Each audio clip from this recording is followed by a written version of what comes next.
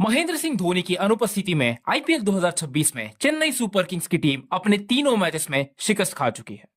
Rajasthan Royals, Punjab Kings और RCB से हारने के बाद सीएसके अब पॉइंट्स टेबल के बिल्कुल नीचे चली गई है।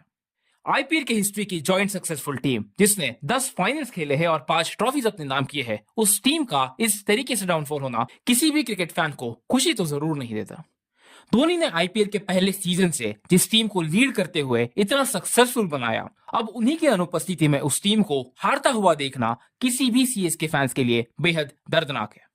और उसमें कोई दो राय है नहीं कि एमएस धोनी का ना होना इस टीम को बहुत हर्ट कर रहा है। लेकिन क्या धोनी की एब्सेंस सीएसके के डाउनफॉल की एक वजह है या एकमात्र वजह है? आइए जानने की कोशिश करते हैं आज के इस वीडियो में। इसके लिए हमें जानना पड़ेगा कि आईपीएल के हर मैच में उनके साथ हुआ क्या है। तो बात करते हैं पहले मैच की, जो हुई थी राजस्थान रॉयल्स बनाम चेन्नई सुपर किंग्स के बीच में।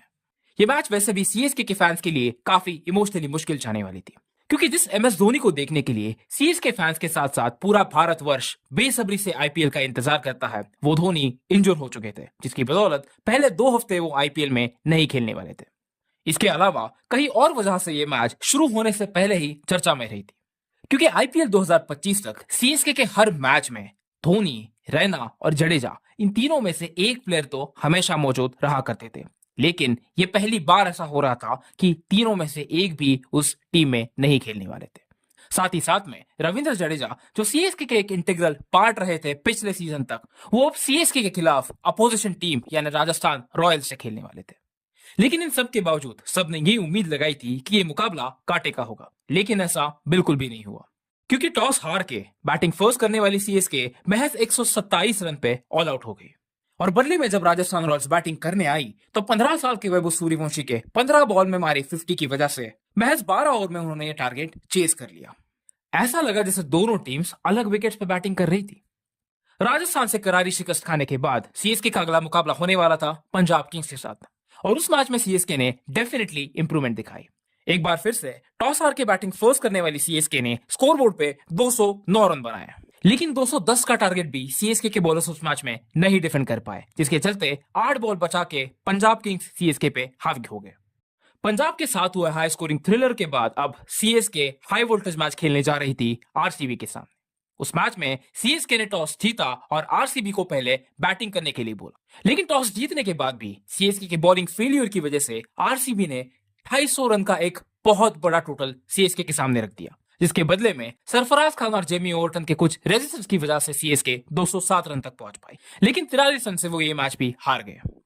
अब 3 मैच में सीएसके ने थोड़ी थोड़ी करके इंप्रूवमेंट जरूर दिखाई थी, लेकिन इंप्रूवमेंट से ज्यादा उनके तीनों मैचेस में कुछ कंसिस्टेंट फेलियर्स रहे थे, जैसे सब स्टैंडर्ड फील्डिंग, फील्ड पोजीशन सही ना होना, टॉप ऑर्डर का फायर ना करना और इनइफेक्टिव बॉलिंग।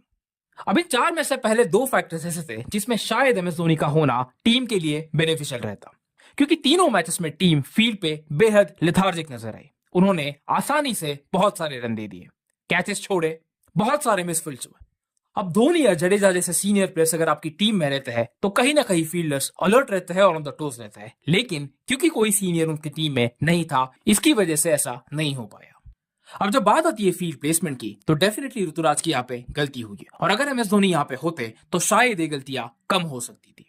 लेकिन इन 2 फैक्टर्स के अलावा 2 ऐसे फैक्टर्स थे जिसमें शायद एमएस धोनी का होना टीम के लिए उतना बेनिफिशियल नहीं हो पाता, जैसे टॉप ऑर्डर का ना फायर करना। आयुष मात्रे ने पंजाब के सामने खेली 73 की वो बेहतरीन पारी को छोड़ के तीनों मैचेस में उनकी टॉप ऑर्डर इनइफेक्टिव रही है। स्पेशली ऋतुराज गायकवाड़ और हमारे वर्ल्ड कप के हीरो संजू सैमसन तीनों मैचेस में इनइफेक्टिव रहे हैं। अगर इन तीनों मैचेस में, स्पेसिफिकली आरसीबी के मैच में, ये 2 ओपनर्स अपना हाथ खोल सकते थे और कुछ रन्स बना पाते तो शायद रिजल्ट उनके फेवर में जा सकता था। अब इन तीनों फैक्टर्स के अलावा बात करते हैं उस फैक्टर की जिसने कंसिस्टेंटली हर मैच में सीएसके को परेशान किया है, उनकी इनइफेक्टिव बॉलिंग। सीएसके के बॉलर्स टैलेंटेड नहीं है ऐसा बिल्कुल भी हमारा कहना नहीं है, लेकिन तीनों मैचेस में सीएसके की बॉलिंग बहुत ही बिलो पार रही है, और कहीं ना कहीं इसमें गलती सीएसके के मैनेजमेंट की है। पथिराना, लुंगी एनगिरी जैसे बॉलर्स सीएसके के पास पिछले सीजन तक थे, लेकिन ऑक्शन में उनके मैनेजमेंट ने की गलतियों की वजह से सीएसके को इन प्लेयर्स को अलविदा करना पड़ा। साथ ही साथ में सीएसके के आज तक के हिस्ट्री में इंटीग्रल पार्ट रह चुके और सीएसके के बहुत सारे आईपीएल विक्ट्रीज में अहम कंट्रीब्यूशन करने वाले रविंद्र जडेजा को ट्रेड इन किया गया संजू सैमसन के लिए। सोच के देखिए दोस्तों कि अगर रविंद्र जडेजा, लुंगी एनगिडी और पथिराना अगर सीएसके की टीम में आज भी होते तो उनकी बॉलिंग डिपार्टमेंट में कितना सुधार आ सकता था, लेकिन मैनेजमेंट की गलतियों की वजह से ऐसा नहीं हो पाया। तो कुल मिला के अगर हम देखें तो हमें यह समझ में आ सकता है कि एमएस धोनी का एब्सेंस जरूर एक बहुत बड़ी वजह है कि सीएसके का परफॉर्मेंस इतना खराब हो रहा है, लेकिन वो एकमात्र ऐसी वजह नहीं है जिसकी वजह से सीएसके का डाउनफॉल इस सीजन में अब तक हो रहा है।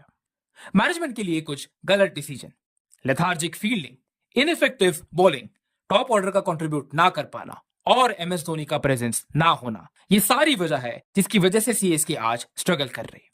लेकिन इसमें कोई डाउट नहीं है कि जिस दिन एमएस धोनी इस टीम को वापस ज्वाइन करेंगे ये टीम काफी अलग लगती है। क्या आप हमारी इन बातों से सहमत हैं या आपको लगता है कि किसी और वजह से सीएसके का डाउनफॉल इस सीजन हो रहा है? हमें कमेंट करके जरूर बताइए और ऐसे ही इंटरेस्टिंग वीडियोस के लिए हमारे चैनल क्रिकेटिविटी को सब्सक्राइब करना ना भूले। धन्यवाद।